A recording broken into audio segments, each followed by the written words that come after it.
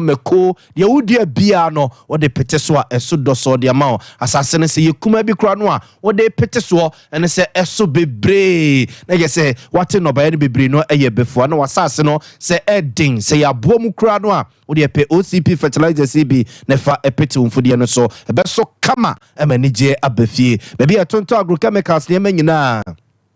Ubenya B ato for 0555 9094 370555909437 and 0555909433 nene OCP fertilizers empedin for any encommon onyame akwa eye bremwode no eye adwuma na ne ngosra wo no so a wode ogye ne fa hodie ebrega na mani asanteman eye onyame esomafo eye yawa oda asumdwe ntuntum som eye asafo no ano na odonfo ya domo a October abosom ye kwakorom ne de toso miensa edikosi ne de toso enwotwe wode ogye soronko ebawura kumase jese empaye ene eye nkonu ebe papa nya samketwa opa ware opa kwantu opa dwumapa opa wo de wupie bia uzafo sada no nyame be nyame amane masoso aye ne mawo kumase cultural center na 5th October ne de ye the walk be hye so a ya to den say out of bondage walk wa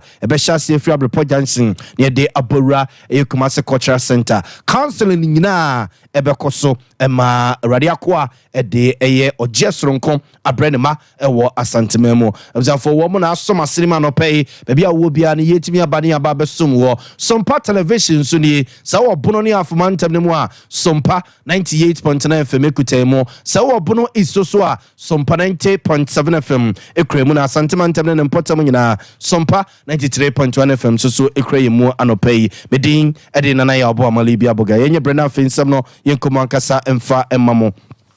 Yes, I can send us the free Ghana Police Service and penning for Atna Yena. If you now know a yamene dano, Fiada Memenda, and we see Enra Kwesi and Emranti Beke Kabomo, say Omo a yetre, a one crapum pedamanta modia, Casa Sorietia, a ye dear Kosuo, a wo Yensu and Suaho, yes, say Yensu, you know, say Adia Nipebinomo Moko Pegudu, and Unti Galam say, baby, Abefe Bia, Ghana and so saya, and say no mufi see a man your phone so no, or more and your magre, so more eba bitwana mon papa bia masade we yetimi akwakoso no nti efina no fiada no e de besi ne memene da e de besi anu akosie demonstration akoso won krapompene mantem no ese woni nsese ye ka kire wo na eno na duru ba bie no na kese emrantie we ya omo eye demonstration a owura Oliver Bakavama wo ene di wo manim no na kese omo demra no hihya na hihye omo nsem duru ba bi na kese omo maka anko eden peseket miaba ewo enkrabonten so titru ene 37 runabout ne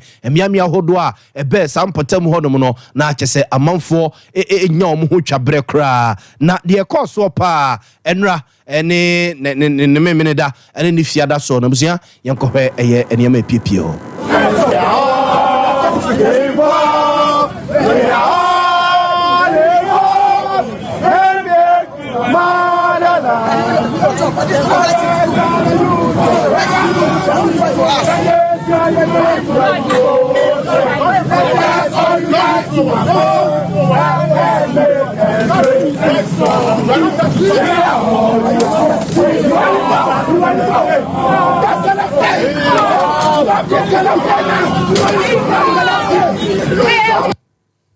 Observe for nti we eye niema esisi ye won krapompene manta me fiada no e de besie enra kwasie na esewani nsese ye kachiro du bebi no na chesomni aposifo no chese kwa na so hwedi etwagu ya posini na mranche no epem ne sa no na edu bebi na chese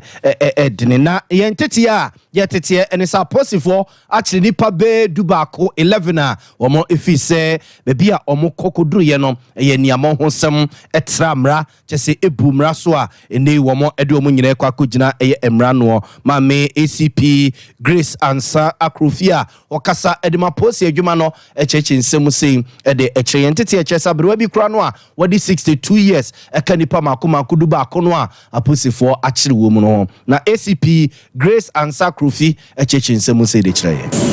ensure security, law and order. We therefore urge them to once again consider the 7 locations that police had proposed to them, and that today we would not allow any impediments within the area of the 37 intersection. We will ensure that there will be free flow of traffic and that the commuting public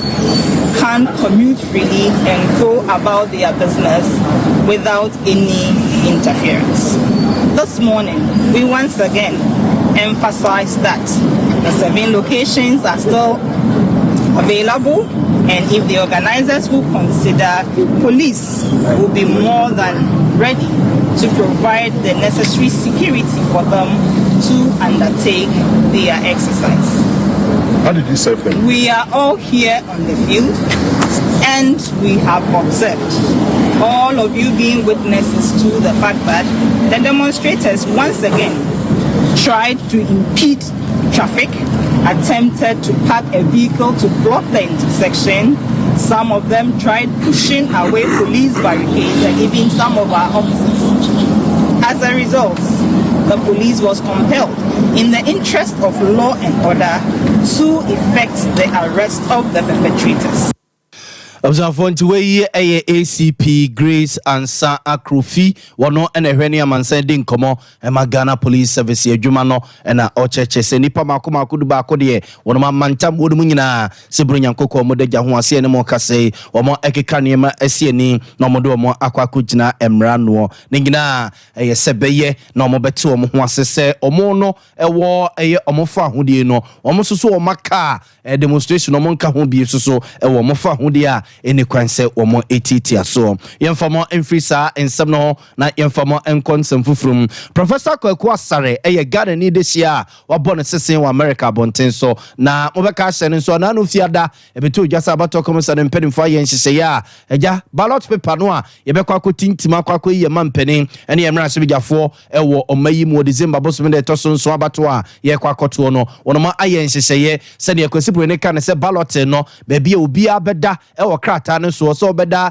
wona abedi kan anaso obetoso mienu anaso obetoso miensa anaso obekwa akoda ase hodom no na na ofiada na sɛ adwumadie ne ekoso ne mu nsɛm de bebrebe ade achi kyese memene dakra no ebi kyese an NPP for de omukoyi ye no omne Kofi Akalu ekosesa na no ntine ma NPP for etimi betoso number 1 no ebi so kyese enye sa na tie videos aba bonti nyina no te so mpeso mo kyese enye sa na tie bibie no wono a edi adanse se Kofi Akalu dia okukoyi ye no de bre eye NPP F4 na ono Professor Kwaku Asare din susu ye ba se ye ko yanimu no osa abato komisa de mpenimfo sesa kwan a omo efa so eye wono ballot no na so mbetimi a omo enye ne abefo contemponim de kwan so se be na watimi wakamene de bebrebe bia no emma ho bia ni Professor Kwaku Asare. I do believe both the filing and even the balloting for positions could all be digitized, and it will save us all time and it will save us all the drama, on the proviso that it won't be a black box, that the process will be subject to an audit by a credible independent accounting firm. Observe nti we eye Professor Kwaku Asare Ghana ni desia wabɔ ne sesen ewa America bonten so ena yete ne nken na sa nkomo we ya ho a ena ura Bernard Muna wogina de ama People's National Convention PNC amanyuku no de ababetu jasamba kaya nipa mako be du num be du miensa ya Electoral Commission mpenimfo yi o mu firi mu takodu ba ko no observe ura Bernard Muna eka ho no de atuga se na lawyer for eye du mbetimi bia sebeyo na enene chine ya omo ene Electoral Commission mpedimfo be kasa no mo edi na wuramu ama ne din etimi aba abato enwoma no so bi na Ghana for esuso etimi ato no so aba ora Bernard Muna nchechemu a wode ema ene na lawyer for eyesese no obobo so kakra say de kire. Monday is a public holiday, and so immediately after the public holiday we are in court and we'll compare the Electoral Commission to do the right thing. They, as I mentioned in page 137, 138 of their document, they can create errors. So what will be the way forward for the PNC? You're not able to secure your candidature? No. There is not an impossibility in this matter. I am telling you that in 2016, the PNC was similarly disqualified we found our way onto the ballot using the legal processes. So I am telling you that I am next president of Ghana. I will be Osanfonti we ayora Bernard Mona ene yetene nka no ye Franka 2 for the ma PNC amanyoku no a electoral commission impeding for disqualify no eyi ni free mu na o chese de wo so ye bia wono mo eye se beye na ni din ebeko abato nkrata no so na otimi ababe president efri 2025 ekro ye to aso na ye de mo akoma mpani da John Dramani Mahama so atena ye na Ghana mpani da de na probo ene ne campaign akwa kopie eye enzima na nanmatra nkonyansa so sumamo no tua se na no memenda no na Ghana ye mampani odika wosaje for Dr. Kwame Nkrumah obanim twirebo ye de aheso gine tata de swagom papa na chese na woda ne sa ne yafofi da soronkom ewo mayim nam so ne Monday ye toaso edi holiday no na eno na mpanimfo boja ewo enzima nkrofo abonte so ma Ghana mampani da John Dramani Mahama kwase enenum nyam kokote echi no wo hye nanom ne adehia ewo enzima ene nkrofo bo said also ye bia ema oma kwan atete apansam a as a contractor ugina so na so ya so onye no also mu wie no obeye ebra wo moto aba edi amano. So all the roads in the Nzima area. It is just unfortunate that we did not finish before we left office and a new government took over. And my understanding is that most of those roads have been abandoned and the whole oil and gas enclave road project has been stopped. Nana Awolaimo, I want to assure you that a new NDC government that will come in January next year will resume the oil and gas enclave road so that you can have roads that are befitting of an area that is hosting a very precious asset on behalf of the people of Ghana. And so you can be sure that the roads that you mentioned are roads that Penida da John Dramani Mahama ni yetene nke we yemra na empenimfo abudwa ewo elembela baton peso aso ato e mantem ne mo no mo ede kai Ghana yema mpedi odi kai wasaje for Dr. Kwame Nkrumah no kwa asibia wode sa bose we eko ede manananom ne adesia ewo nzima nkrofo elembela baton peso aso enyina yemfamo enfrima mpedi da John Dramani Mahama tena ye na yemfamo emra santimantema sei na titira ni de ma NPP amanyuku no ewo asantimantemo eye Bernard Enchibosi akon ya dodo na asarma ne se chema Wontumi odna probo akopie afo no South East abaton peso so asantema sei na ode adesre atukusasi fo hene a owo asempa na ye wo afo no South East abaton peso so se obesere na ohwe ne desie Dr. Alhaji Mahmoud Bamia adwuma waye wo mayimo se mampani abedi ye kira ebraso se na kusasi hene a owo asempa na ye esore no no a edi campaign anim na oye campaign ema Ghana for etuaba ema Vice President Dr. Alhaji Mahmoud Bamia odi MPP amanyuku anim aprema mpani adwafi na otoaso se mampani eden hyehye papa ebedumo maye titire ni de MPP amanyuku no asantema sei ora Bernard Enchibosi akon chema Wontumi nsamwa wode tudwa kakrani aya ya brantie ya friend on Frederick Champoy minimum no oyo obi a odonipa sasa ne nsam kura no a no yidi ama said ye wura dabo ne motra fefefe no obia no se wo kwa enye ya sense de obedi wade enti ye wura dabo o se me de madam rumo wo se mengu ansa ana ya hwehwe obi obedi made enti abra metiasie me mehwe o se mehwe na me de obi atena me na so na so oche a matretre no amena hu no kwan a ye fa so ye tu anamaw e wo parliament ho ene kwan a ye fa so ye de lobby age ne ma de ba enti we de ye wura adabo no a ne mpaibo ene de South Frederick Champoy wode na ba enti ayade a o tena wo no ano o tena ne sire so na wode ababedi MP no enti adwuma sumu ane obi a wansum bia no wososo wonya obi mane mo abaso anase wonya obi mane nsomo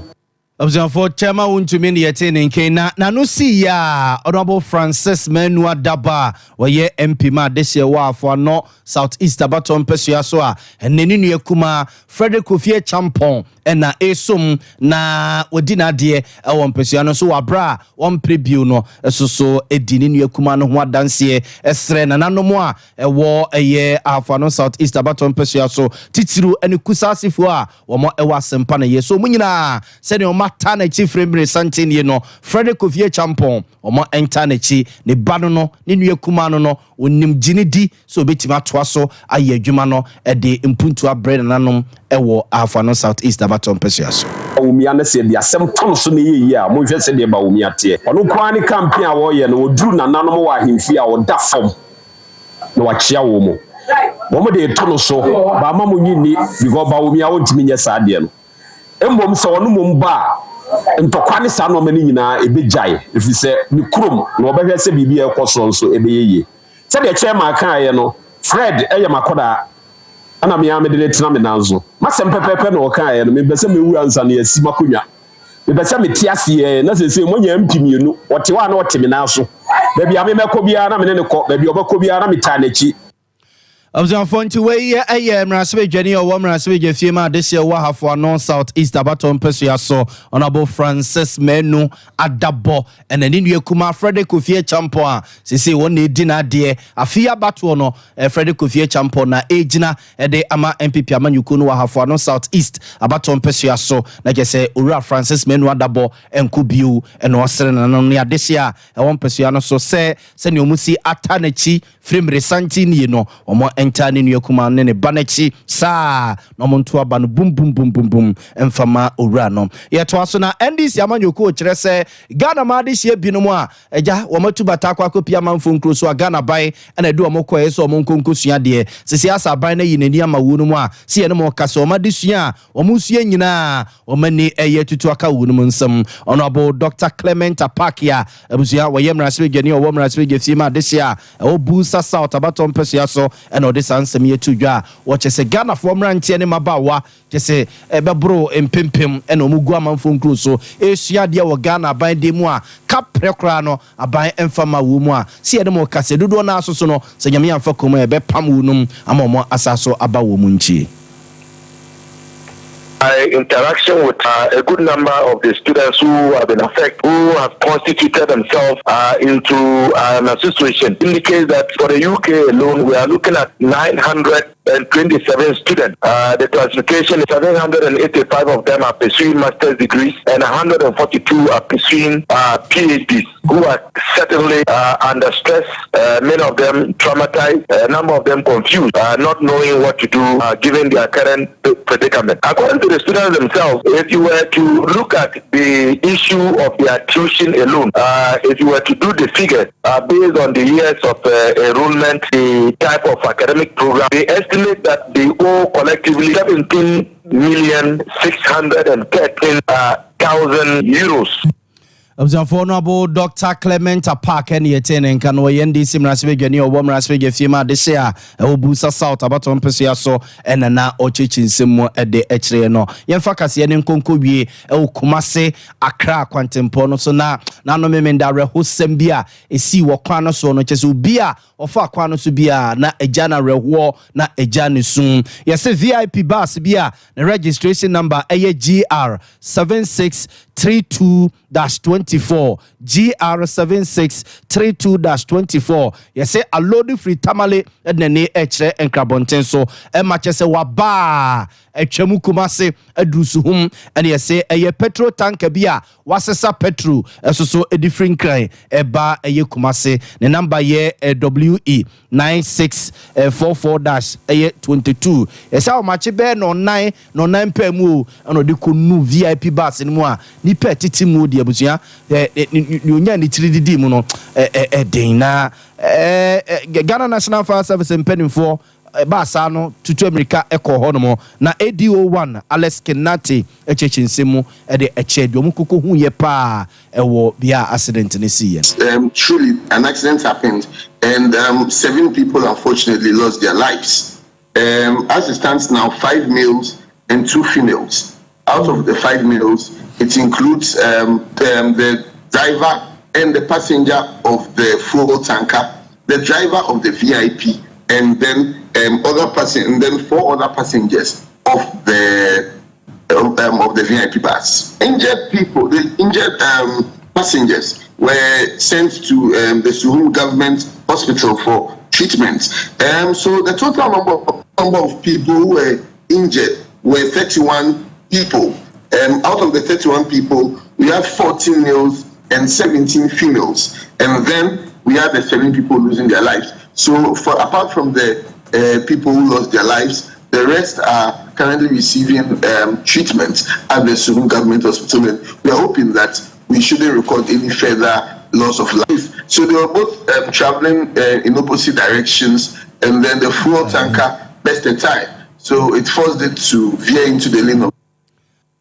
we a pedimpa baako a wohwɛ ne amansa di nkɔmɔ ɛma Ghana National Fire Service adwuma no ADO 1 Alex Kinati and na ochechi nsɛm kyerɛ sɛ petrol tanker no a no nasesa petrol free ɛyɛ temane nkran ɛbɛ kumase no ɔba no a na kyɛ sɛ ne tai ɛkɔkɔ pa ya VIP bus no de ko numu ekunkum nipa ɛsa no entete ɛkyɛ sɛ wɔn na epreprae no ɔmo de ano wɔse wɔn ama so de akwakopie nkra pompene mantemu a adoctafo ɛhwɛ apre wɔn nkwa ɛde ama wɔn yɛ sɛ mo bossa asɛm yɛ ne edi echi de bifra to bia no yɛmfa enkame mu yɛ de kase na sia yɛ na OCP Ghana Limited mpenimfo aso ɔmo na de OCP fertilizers abadwa so a sesekuafo no a na de peti mfudie so de apeti no bae so na asodo so de ama yɛ upebi ato a bebi atonto agrochemicals ne nyina OCP fertilizers obenya bi ato 0555909437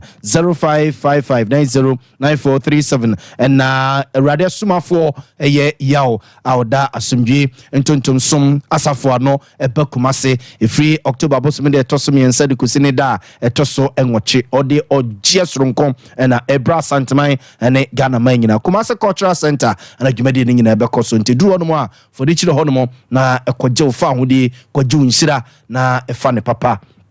eko eye abrabo no mabuziafo ye demosia ye sorry ama eye dwumadi aka ato asomedi na ya abo amalebi aboga no pa akosia soma na chinchin fidie ndema me David Chan ene ye koba jese simpire mu soso na etama chi edama sema monitor addition 21st clinic